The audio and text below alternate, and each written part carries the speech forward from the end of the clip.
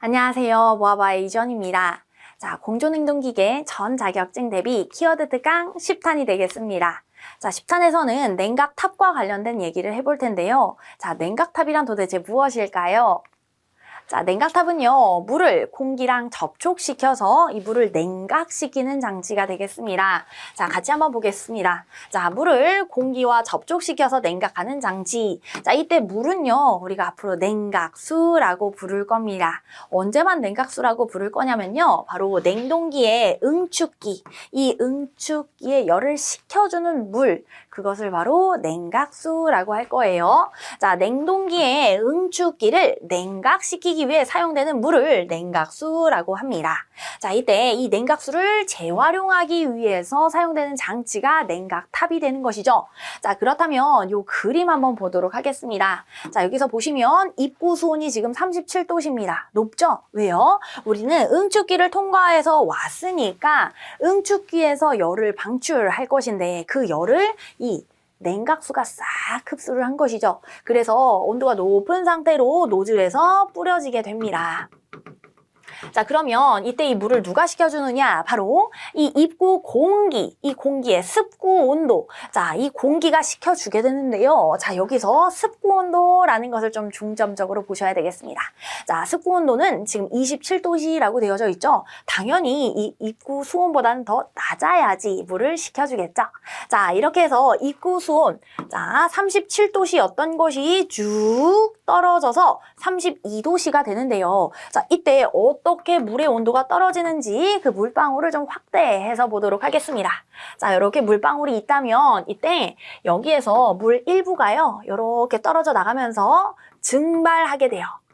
공기랑 만나면서 일부가 증발하게 되는 겁니다. 자, 그러면 물이 증발할 때 있어서는 주변에 있는 열을 흡열하겠죠? 열을 흡수합니다.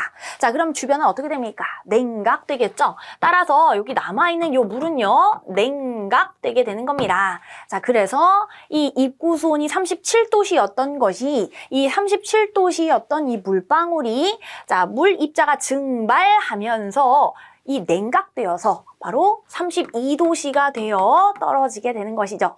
자, 이 32도씨가 된 이 물이, 냉각된 물이 어디로 갑니까? 다시 응축기로 가서 이 응축기의 열을 빼앗고요. 그리고 다시 37도씨가 되어서 또 이렇게 냉각탑에서 뿌려지게 되는 겁니다.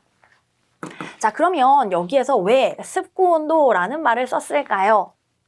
자, 그건 바로 이 증발할 때 있어서는 이 공기 중에 수분의 양이 굉장히 밀접한 영향성이 있겠죠. 따라서 습구온도라고 하는 것은 이 습구온도가 높으면 높을수록 이 대기 중에, 공기 중에 수분의 양이 많다라고 보셔야 되겠고요. 자, 그리고 습구온도가 낮으면 낮을수록 이 대기 중에, 공기 중에 수분의 양이 적다라고 보시면 돼요.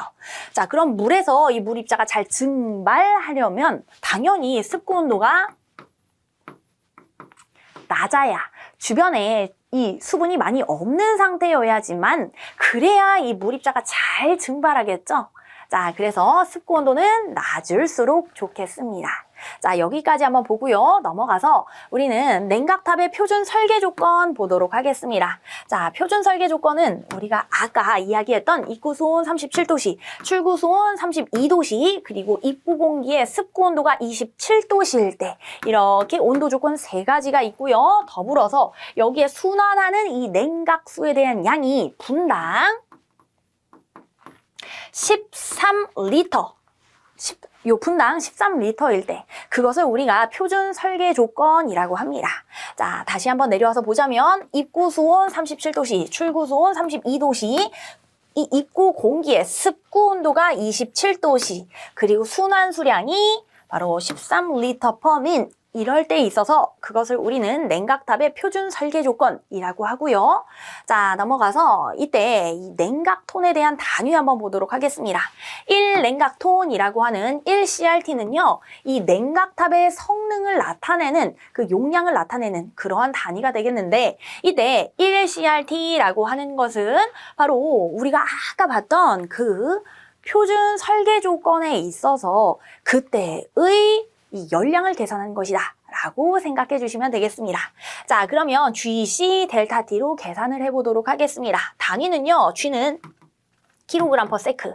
자, C는요, 킬로 줄 퍼 킬로그램 도시 넣을 것이고, 델타 T 온도차 도시 넣도록 하겠습니다. 자, 그러면 이때 계산을 할 때 있어서 도시 없어지고, 킬로그램 없어져서 단위는 킬로 줄 퍼 세크가 될 것이고, 자, 줄 퍼 세크가 와트죠? 따라서 킬로와트가 될 겁니다. 자, 그럼 내려가서, 자, 아까 순환 수량이 13리터 퍼 민이라고 했는데요.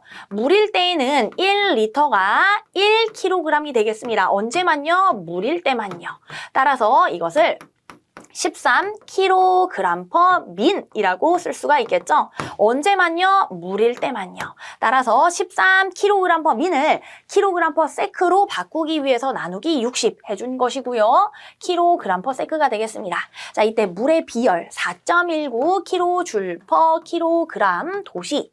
자, 그리고 온도차 37에서 32를 빼줬습니다. 입구수온에서 출구수온을 빼준 것이죠. 따라서 5도시 이렇게 되는 것입니다. 자, 이것을 계산하게 되면 4.54kW가 되겠습니다.